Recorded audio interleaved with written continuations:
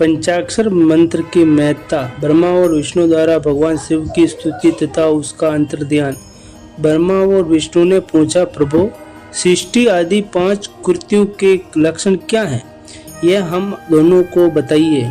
भगवान शिव बोले, मेरे कर्तव्यों को समझना अत्यंत गहन है, तथापि मैं कृपा करके तुम्हें उनके विषय में बता रहा हूँ।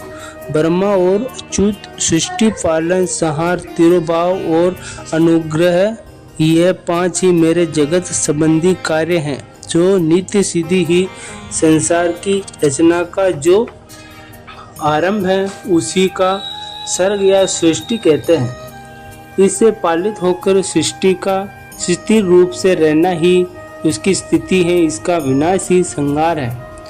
प्राणों के उत्क्रमण को तिरोभाव कहते हैं। इन सबसे छुटकारा मिल जाना ही मेरा अनुग्रह है। इस प्रकार मेरे 5 कृत्य हैं, सृष्टि आदि, और 4 कृत्य है, वे संसार का विस्तार करने वाले हैं। 5वां कृत्य अनुग्रह मोक्ष का है, हेतु वे सदा मुझमें ही अचल भाव से स्थिर रहता है। मेरे भक्तजन इन 5 कृत्यों को 5 हेतु में देखते हैं। सृष्टि भूल तल में स्थिति, जल में संहार, अग्नि में तिरोभाव, वायु में अनुग्रह, आकाश में स्थित है। पृथ्वी से सबकी सृष्टि होती है, जल से सबकी वृद्धि एवं जीवन रक्षा होती है। आग सबको जला देती है, वायु सबको एक स्थान से दूसरे स्थान को ले जाती है, और आकाश सबको अनुग्रहित करता है। विद्वान पुरुषों की यह विषय इसी रूप में जाना जाना चाहिए। इन 5 कृत्यों का भार वहन करने के लिए ही मेरे 5 मुख हैं। 4 दिशाओं में मेरे 4 मुख हैं, और इनके बीच में 5वां मुख है। पुत्र, तुम दोनों ने तपस्या करके प्रसन्न हुए मुझ परमेश्वर से सृष्टि और स्थिति नामक 2 कृत्य प्राप्त किए हैं। ये दोनों तुम्हें बहुत प्रिय हैं। इसी प्रकार मेरी विभूत स्वरूप रुद्र और महेश्वर में 2 अन्य उत्तम कृत्य, संहार और तिरोभाव, मुझमें प्राप्त किए हैं, परंतु अनुग्रह नामक कृत्य दूसरा कोई नहीं पा सकता। रुद्र और महेश्वर अपने कर्मों को भूले नहीं है, इसलिए मैंने उनके लिए अपनी समानता प्रदान की है। वे रूप, वेश, कृत्य, वाहन, आसन और आयुध आदि में मेरे समान ही हैं। मैंने पूर्व काल में अपने स्वरूप भूत मंत्र का उपदेश किया है, जो ओंकार के रूप में प्रसिद्ध है एवं मंगलकारी मंत्र है। सबसे पहले मेरे मुख से ओंकार ओम प्रकट हुआ, जो मेरे स्वरूप का बोध कराने वाला है। ओंकार वाचक है और मैं वाच्य हूँ। यह मंत्र मेरा स्वरूप ही है। प्रतिदिन ओमकार का निरंतर स्मरण करने से मेरा ही सदा स्मरण होता है। मेरे उत्तरवर्ती मुख से आकार का, ओमकार का, पश्चिम मुख से उकार का, दक्षिण मुख से मकार का, पूर्ववर्ती मुख से बिंदु का तथा मध्यवर्ती मुख से नाद का प्राकट्य हुआ। इस प्रकार 5 अवयवों से युक्त ओंकार का विस्तार हुआ। इन सभी अवयवों से एकीकृत होकर वह प्रणव ओम नामक एक अक्षर हो गया। यह नाम रूपात्मक सारा जगत तथा वेद उत्पन्न स्त्री पुरुष वर्ग रूप में दोनों कुल इस प्रणव मंत्र से व्याप्त है। ये मंत्र शिव और शक्ति दोनों को बांधक है।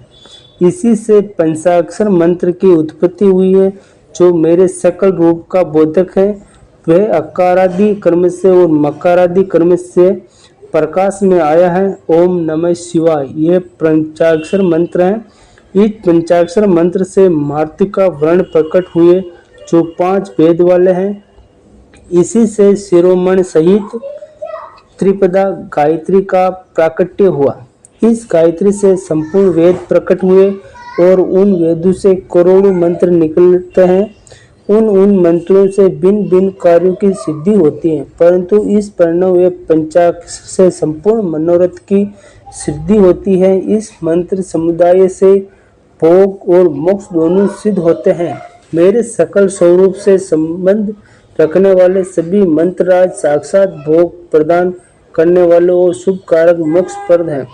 नंदीश्वर कहते हैं, तदनंतर जगदम्बा पार्वती के साथ बैठे हुए गुरुवर महादेव जी ने उत्तराभिमुख बैठे हुए ब्रह्मा जी और विष्णु को पर्दा करने वाले वस्त्र से आच्छादित करके उन्हें के मस्तक पर अपना कर कमल रखकर धीरे धीरे उच्चारण करके उनमें उत्तम मंत्र का उपदेश किया।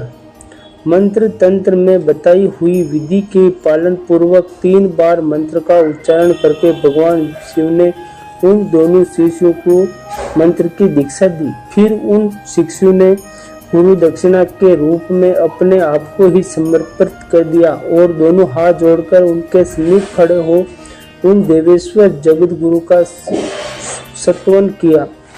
ब्रह्मा और विष्णु बोले, प्रभु आप निष्कल रूप हैं, आपको नमस्कार है। आप निष्कल तेज से प्रकाशित हैं, आपको नमस्कार है। आप सबके स्वामी हैं, आपको नमस्कार है। आप सर्वात्म कर्मों का नमस्कार है अथवा सकल स्वरूप, आप महाकालेश्वर महेश्वर को नमस्कार। आप परिणाम के वाच्य को नमस्कार है। आप परमण लिंग वाले हैं, आपको नमस्कार है। सृष्टि पालन सहार तिरुभाव और अनुग्रह करने वाले, आपको नमस्कार है। आपके 5 मुख हैं, आप परमेश्वर को नमस्कार है।